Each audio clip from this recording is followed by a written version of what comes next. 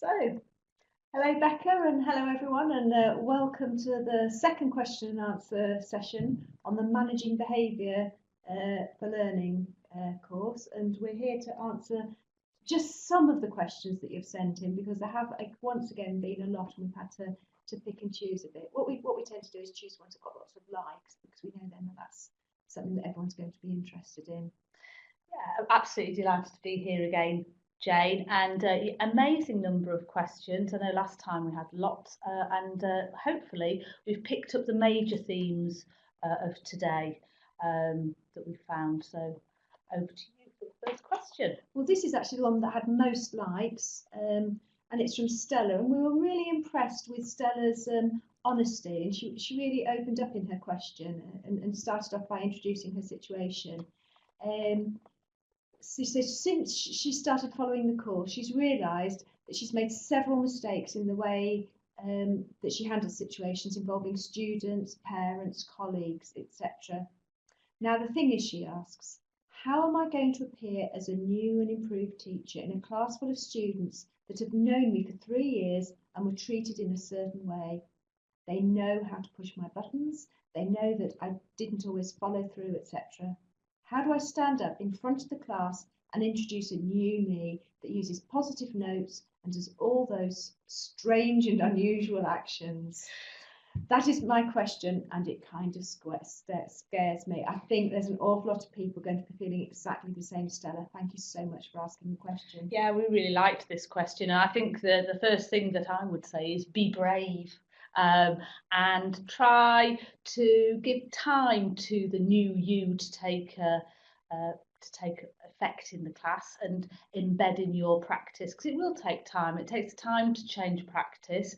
I think it's also useful to share it with the young people, the pupils that you work with, and try and bring them on board, looking at them and talking to them about we're working as a team. Reflecting upon maybe that you've been doing some learning around behaviour management or managing behaviour, and that now you're going to try some things out and work together as a group. I think it's quite interesting that when we discussed this earlier, sometimes the young people are saying, why are you doing this now? And actually I think it's comes back to, now I'm going to ask you to work in this new way because we're going to try a different approach this time.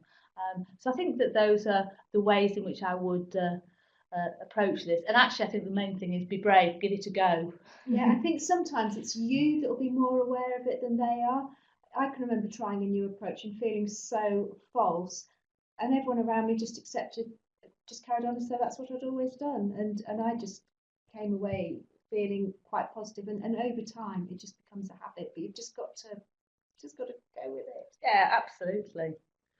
I think yeah, and it'd be really useful if you came back onto the forums and told us how it was going. Yes, maybe if you don't do it for this time the course runs, come back next time and let people that are just starting out know. That would be lovely, wouldn't it? So going on to our next question, these are two questions from Josie and Julia. Josie writes, how do you deal with parents that really do not truly care about their child's success at school? And Julia asks, I personally think that parents should be more involved with their child's education, as I've known parents to just not care what their child does at school. If the child doesn't do homework, some parents couldn't care less, but this doesn't help the teachers because they have to give sanctions detentions. So how do we get them on board and encourage their child to do better? Yeah, we had a lot of questions this week about working with parents. So we've got a couple of questions coming up about those. And I think that's really interesting. I think what sometimes we forget that actually the parents we are working with might have their own problems or issues with their own education that they're bringing to bear on the situation. And so we actually need to think about building that relationship with those parents and allowing them to share those issues. They might not have performed very well in school, they might not have had a very good experience, but that doesn't necessarily have to translate into their own children.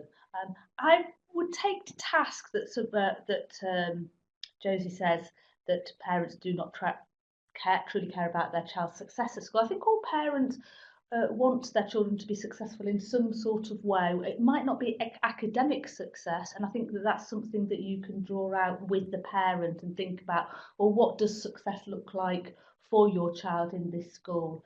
And try and come up with some suggestions around that. So I think really around both of these issues is it's building a relationship directly with the parent, trying to get them on board. And I think that we probably will pick up some more of these types of questions later on. Jane, I don't know if you want to add anything here. Well, as an early years teacher, I had a lot of contact with parents, and it was one of the privileges of what I did was being able to build up those relationships. And I was very lucky I worked in a team that allowed me to do that. And I realise that is a privilege compared to in secondary schools where your contacts are a lot more limited. But some of those parents had very low aspirations and they were nervous. They'd be visibly nervous when they came into my classroom. It's a reception classroom, you know, it's all bright colours and toys. It wasn't a threatening environment, but it was for them. And my colleague and myself, we used to really go out of our way to notice those nervous parents and tell them all the good things their child was doing and just build their self-esteem through, you know, what they'd done for their child, not focusing on the fact that they didn't read with them or they probably went to bed later than we thought was a good idea.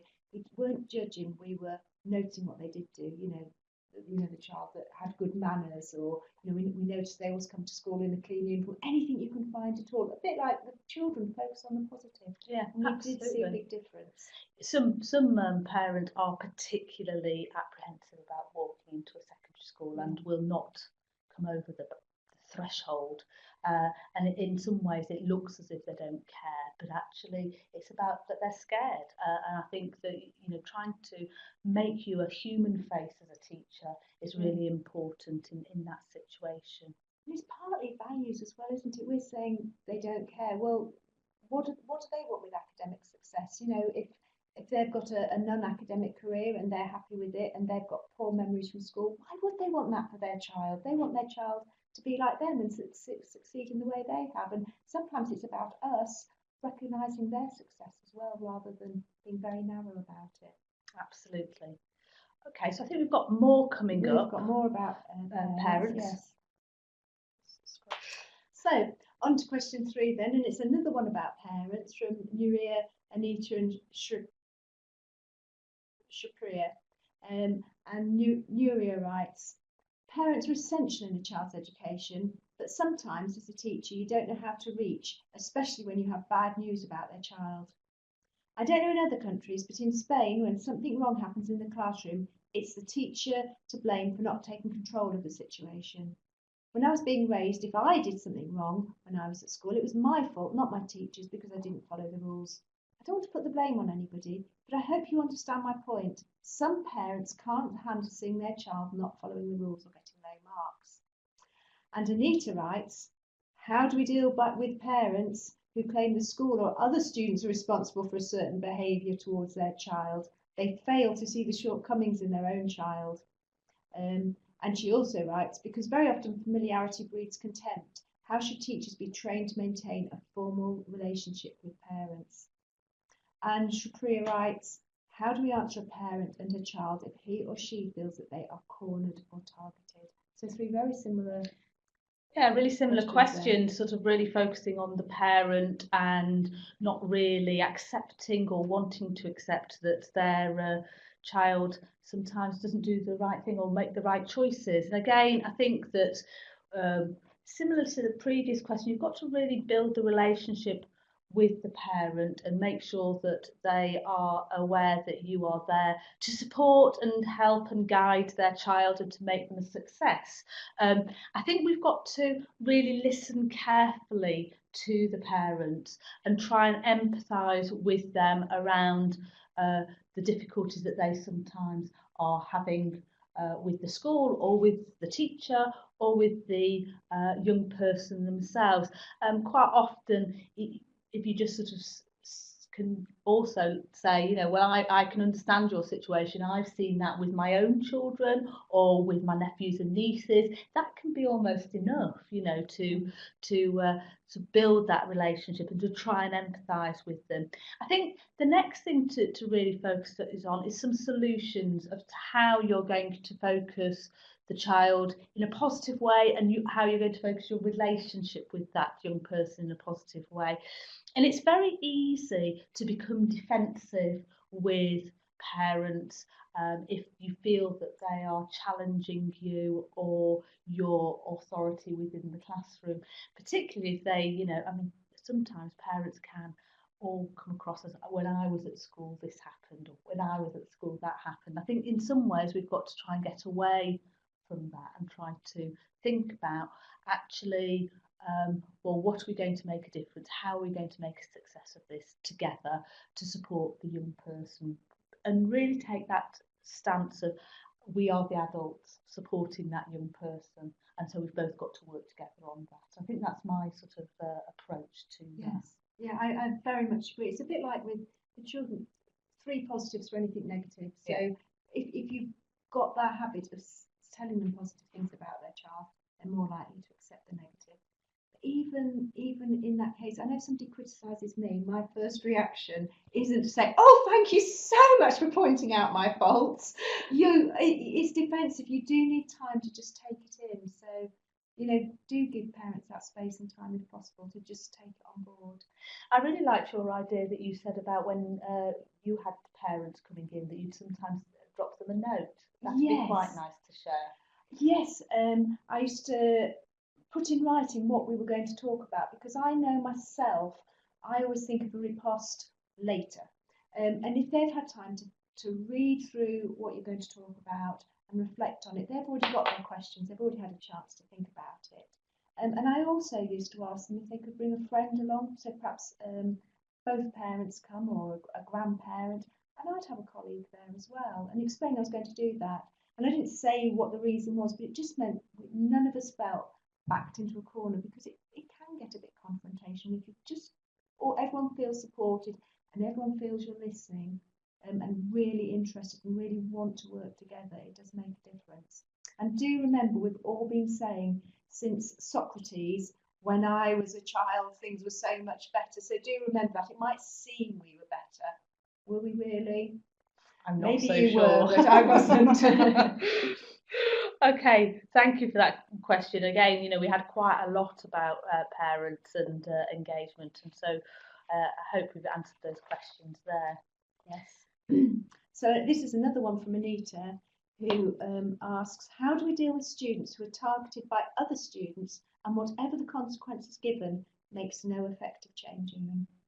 Now, I think that if I'm understanding correctly this question, that this question is really about a victim of bullying, and I think that we haven't had much on the MOOC thus far about bullying behaviours, and extremes of behaviours can be bullying behaviours, and this is obviously not acceptable. That if they're targeting others constantly, then that young person is being harassed and bullied by them. So it needs to be taken very seriously, I think, this question. I think that really schools have very good protocols around supporting bullied young people, and you would have to, as a teacher, follow that. But I think that the main thing around this is for you to empower and support the young person that is being bullied, that help them to voice their concerns to others. Be very careful to, if you have their confidence, to make sure that you are not going to take this upon yourself to work with on your own, but you're going to use others around you in the school to support that young person. So I also think that, at this point, it's worth an individual conversation with this particular victim, or this young person who's been targeted. And I think that it's worthwhile having a really empowering conversation to that young person, to say that they don't have to put up with this, and that you are going to help them and support them to not allow this to continue. I think I think we need to take quite a a stern view of this question. And as you say, there should be really strong school protocols about it. And if there aren't, there need to be some put in place, because if this is so serious, it ruins lives and it needs to be dealt with. And if you don't know how to deal with it, get support. It's absolutely, it can't just be left. Yeah. Thank you for raising that important issue, Anita. Yes, great. I like this next question. Yes, yes. This is more positive. Yeah. Sean asks, she says, the only question at this point is the same as I've raised previously. I teach post-16 students who are treated as adults and independent students. How can I praise them without coming across childish? Yeah, I think this is really great, because I mean, how do you praise an adult? And I think that we all like to have a bit of praise in a positive way. Some people do not like to have the praise very overt. They're quite keen to be noticed and recognised for specific acts of kindness or good work. But it's not about doing this very overtly in front of the whole class in the same way that you might do with young pupils. I think that it's really need to understand how you can praise quietly. We were discussing a really lovely idea that came from one of our previous attendees on this MOOC, where they just did noticing small post-it notes that they placed on the person's work, saying, I noticed that you helped somebody, or I noticed that you answered a really good question. So it's about noticing and recognising those. However, myself, I have had taught post-16 students, and they were very keen to get stickers and be praised in exactly the same way as I was praising and giving stickers to my 11-year-olds. So I think that you need to take a sense of the individual, whether they would be pleased with that, and praise them appropriately for that. But, you know, of course, adults like to be praised. So yeah, or just I not necessarily praise, I'd say, but acknowledged. If somebody just says, I noticed. And actually, we've got Paul, our administrator, in the room, and a couple of times he said to me, I've noticed you answered a question really well on the MOOC. It makes my day. so don't think that just because they're more than 16, they don't like to have what they've done noticed. So absolutely. So keep doing it, I think. Yes, definitely. So we're going on to question 6 now. And this one's from Joanna, who says sometimes she finds it difficult to find anything good to say about a particular child, especially in secondary education. And in that case, she finds it really hard to write a script. Thank you for your honest question, Joanna. Yeah, absolutely. I think part of our role as teachers is to try and find something positive to say about the young people that we work with, whether they are challenging or not very able. We've got to try and find something in them. I think that it's important that you recognise with the classes and with those young people that you work and maybe find challenging, that it's a new start every day, and so that you can always have a positive experience. We've got a new day, it's sunshine outside, we're all looking very smart, and we can start off the day in that particular way, or that lesson in a new and positive way.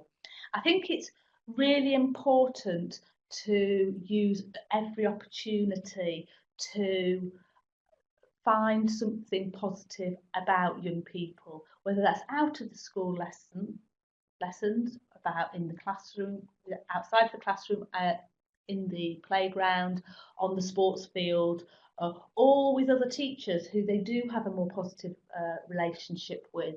I think in the last question and answer session, I did suggest that there was a good idea to go and observe them in a lesson where they were behaving in a positive way, and then you can recognise that in your classes and say, you know, I saw you behaving fantastically in food technology. I'm really looking forward for you behaving positively in this lesson. And so I think that you can always try and find something positive and identify those children that you maybe do find it more difficult to be positive with, and really focus on those to try and find something that you can say that can help and support build that positive relationship with them.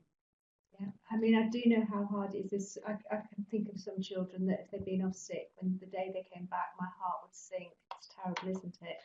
And I was ready for them, and I was looking out for that behaviour. And you're not going to tell me that child doesn't know. You know, we talk about self-fulfilling prophecies. If I'm looking for you to do something wrong, well, why wouldn't you do it? And I just think we talked last time about the smile. Just look at that person, however much you're sinking inside, and give them a smile as though you really mean it, as if you're really pleased to see them. And you might be surprised just what an effect that has. Absolutely. Yeah. So I think that talking to other teachers and using their support is really important, because they will have positive experiences that you can draw upon. And I think that's really important for you to use them, garner the support of others around you to help you with that. Yeah, because there are good things about that young person. There really are, and it's your job to find them. So good luck with that. Good luck.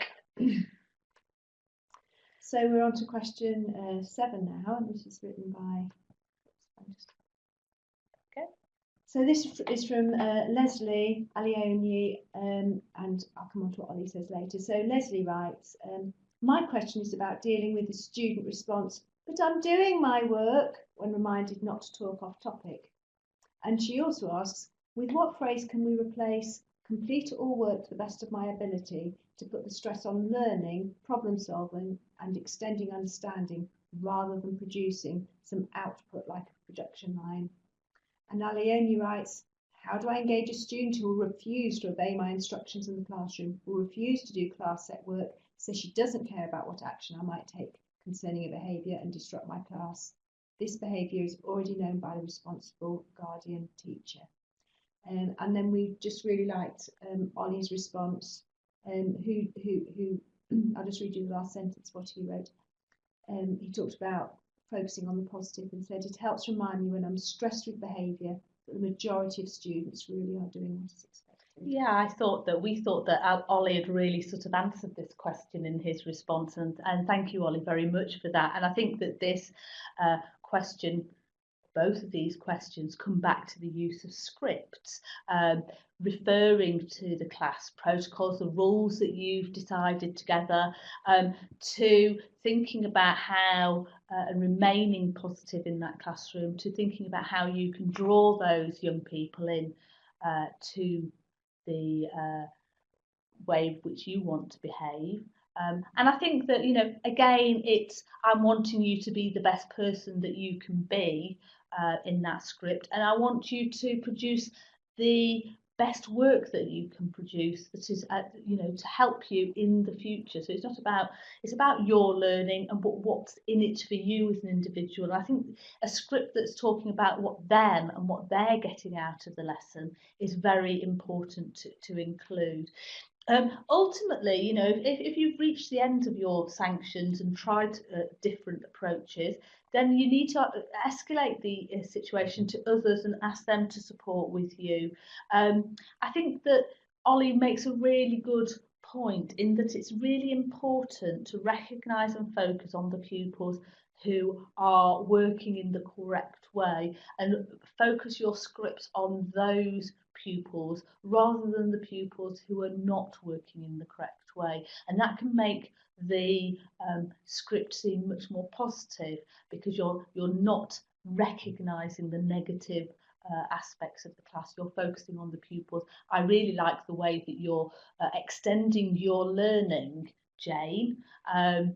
I really like the way that you have added some additional points to your poster or your work or your written work.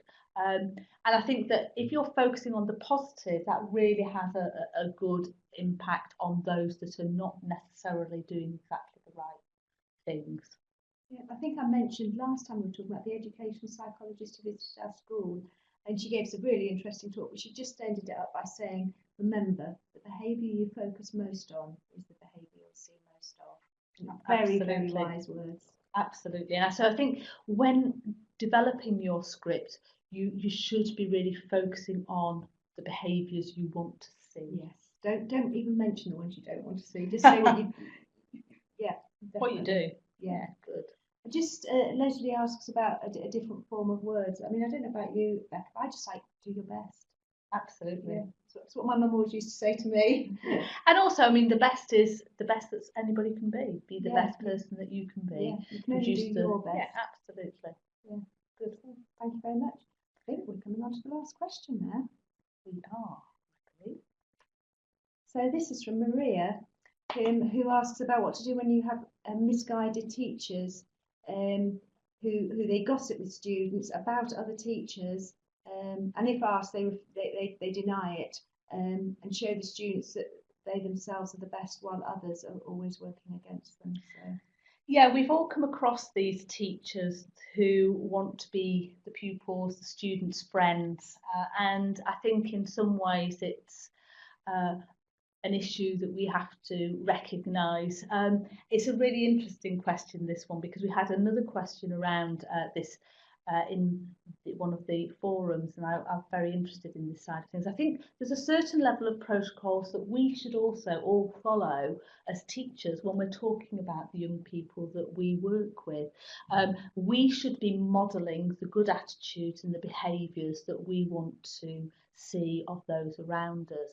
So I think it's really important, if you're in the staff room or in a social space and teachers are being negative about young people or the students in the class, that we need to not accept this, and it's not an unacceptable sort of behaviour. I think that we should try and tackle this positively with the teachers that we have in front of us. But if it isn't making an effect, then I think that we need to go and talk to the line manager of that teacher and think about how we can be more positive about the students and have better relationships, more adult professional relationships with the young people. So sometimes that's something that we need to do. I think that those teachers who behave in this way need some support, and I think that you could suggest come and join us on the next Behaviour for Learning MOOC so that they can learn some strategies to work with young people and with their teachers in a more positive way. Yes, I couldn't agree more. These are people who they're not behaving professionally because they haven't got the confidence or the skills to. It's what I come down to again and again on this course. Yeah, people who lack certain skills. So yeah, so I think that's we will be running again this MOOC in the autumn term for all of our new teachers. Yes. And so we hope to join us again then. And thank you very much, Jane, for having me here. It's been a pleasure. Yes, it's been really, really enjoying the course this time. So thank you, everyone. Thank you very much.